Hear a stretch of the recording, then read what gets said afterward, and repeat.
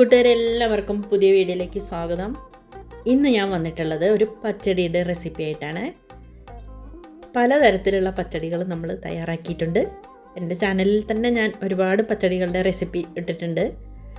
എന്നാൽ എപ്പോഴും ഒരേപോലെ ചെയ്യാതെ ഇതാ വെറൈറ്റി ആയിട്ട് ഒരു അടിപൊളി പച്ചടിയുടെ റെസിപ്പിയാണ്. നല്ല ഹെൽത്തി ആയിട്ടുള്ള ഒരു പച്ചടി കൂടിയാണ് കേട്ടോ ഇത്.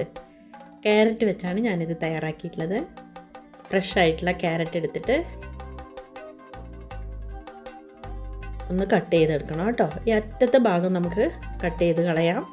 എന്താണെന്ന് വെച്ചാൽ അതിനൊരു കയ്പ്പ് പോലെ ഉണ്ടാവും. പച്ചടിയിലാവുമ്പോൾ ആ കയ്പ്പ് രസം വേണ്ട. കറിക്കൊക്കെ ഇടുമ്പോൾ കുഴപ്പമില്ല, നമ്മൾ കൂടുതൽ മസാലയൊക്കെ ചേർക്കുമ്പോൾ മാനേജ് ആവും. എരിവിന് ആവശ്യത്തിനുള്ള പച്ചമുളകും കൂടി ചേർക്കണം കേട്ടോ. ക്യാരറ്റ് തോലൊക്കെ കളഞ്ഞ് കഴുകി വൃത്തിയാക്കിയിട്ട് ഇതേപോലെ ഗ്രേറ്റ് ചെയ്തെടുത്തതാണ്. ഞാൻ ചോപ്പറിലിട്ടിട്ട് നല്ല പൊടി പൊടിയായിട്ടാണ് കട്ട് ചെയ്തെടുത്തിട്ടുള്ളത്. നമ്മൾ ബീട്രൂട്ട് പച്ചടി ഉണ്ടാക്കുന്ന പോലെ വലിയ പീസുകളാക്കിയിട്ട് വേവിച്ച് അരച്ചിട്ടും ചെയ്യാം കേട്ടോ.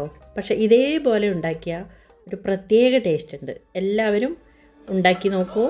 വീഡിയോ ലൈക്ക് ചെയ്ത് കാണാൻ മറക്കണ്ട കേട്ടോ. സബ്സ്ക്രൈബ് ചെയ്യാത്തവർ ചെയ്യണേ. കൂടെ ഹൈപ്പും കൂടി ചെയ്യാൻ മറക്കണ്ട.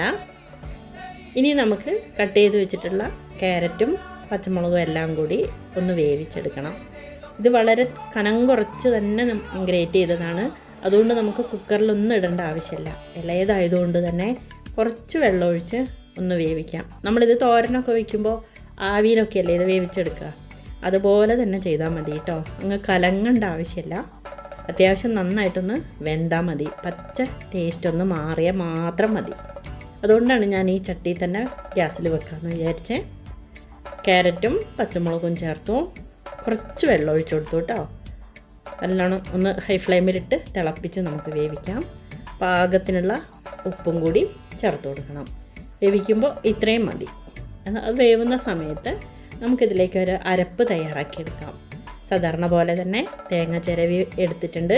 മിക്സിയുടെ ജാറിലേക്ക് ഇട്ടിട്ട് ഒരു നുള്ളു നല്ല ജീരകം ചേർത്ത് കൊടുത്തു. പിന്നെ അല്പം കടുക്, കുറച്ച് കടുക് മതി കേട്ടോ. ഈ പച്ചടിക്ക് കടുകിൻ്റെ ഫ്ലേവർ മുമ്പിൽ നിൽക്കാനേ പാടില്ല. കുറച്ച് മതി. ഇത്തിരി ഇട്ടിട്ട് വെള്ളം ഒഴിച്ചിട്ട് തന്നെ നമുക്കിത് അരച്ചെടുക്കാം. പച്ചമുളക് ഞാൻ വേവിക്കുമ്പോൾ ചേർത്തിട്ടുണ്ട്. അതാണ് കേട്ടോ സ്വാദ്. അല്ലാതെ തേങ്ങയിലേക്ക് അരയ്ക്കേണ്ട ആവശ്യമില്ല.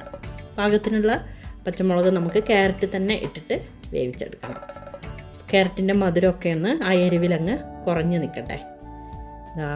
അത് അരച്ച് വയ്ക്കുന്ന സമയത്ത് ക്യാരറ്റ് നന്നായി വെന്തു. വെള്ളമൊക്കെ ഒന്ന് വറ്റി ഞാൻ സ്റ്റവ് ഓഫ് ചെയ്തതാണ്.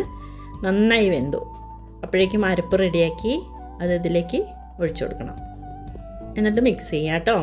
കുറച്ച് വെള്ളം മിക്സിയുടെ ജാറിലേക്കൊക്കെ ഒഴിച്ചിട്ട് ഇതിലേക്ക് ചേർത്ത് കൊടുക്കാം. ഒരല്പം വെള്ളം ഇരുന്നാലും കുഴപ്പമില്ല. ഹൈ ഫ്ലെയിമിൽ ഇട്ടിട്ട് നമുക്കിതൊന്ന് തിളപ്പിക്കണം. തിളപ്പിച്ച് ജീരകമൊക്കെ ചേർത്തതുകൊണ്ട് തന്നെ പച്ച തേങ്ങയുടെയും ആ പച്ച ടേസ്റ്റ് എല്ലാം മാറണം. ഈ വെള്ളത്തിലങ്ങ് ചേർന്ന് ക്യാരറ്റിലേക്ക് ഒന്ന് പിടിക്കുന്നവരെ നമുക്കിതൊന്ന് തിളപ്പിച്ചെടുക്കണം. മീഡിയം ഫ്ലെയിമിലിട്ട് തിളപ്പിച്ചിട്ട് ലോയിലിട്ടിട്ട് ഇതേപോലെ ഒന്ന് ഇളക്കി വറ്റിച്ചെടുത്താൽ മതി. അധികം വറ്റിക്കണ്ട, കുറച്ച് വെള്ളം ഇരുന്നോട്ടെ. കണ്ടില്ലേ, നന്നായിട്ടൊന്ന് തിളച്ച് വരട്ടെ. ഇതേപോലെ ശ്രദ്ധിച്ച് ചെയ്യണം. അടി പിടിക്കാതെ ഇളക്കി കൊടുക്കണം കേട്ടോ. ജീരകവും കടുകും ഒക്കെ വളരെ കുറച്ചേ ചേർത്തിട്ടുള്ളൂ. അതാണ് ഇതിൻ്റെ സ്വാദ്. എരിവും അരപ്പിലേക്കൊക്കെ നന്നായിട്ട് പിടിച്ച ഈ സമയത്ത് സ്റ്റവ് ഓഫ് ചെയ്തു. എന്നിട്ട് നമുക്കിതിലേക്ക് തൈരൊന്ന് ഉടച്ച് ചേർക്കാം. പുളി അധികമില്ലാത്ത തൈര് ചേർത്താൽ മതി കേട്ടോ. കട്ട തൈരൊന്ന് ഉടച്ചതുകൊണ്ടാണ് അങ്ങനെ ലൂസായിട്ട് തോന്നിയത്. നന്നായിട്ടൊന്ന് മിക്സ് ചെയ്യണം. സ്റ്റവ് ഓഫ് ചെയ്യണം. ചൂടാക്കാനൊന്നും പാടില്ല. എല്ലാവർക്കും അറിയാം. ഇനി വെളിച്ചെണ്ണയിലേക്ക് കടുകിട്ട് പൊട്ടിച്ച് വറ്റൽമുളകും കറിവേപ്പിലയും കൂടി ഇട്ടതിന് ശേഷം നമുക്കിത് അതിലേക്ക് ഒഴിച്ചു കൊടുക്കാം.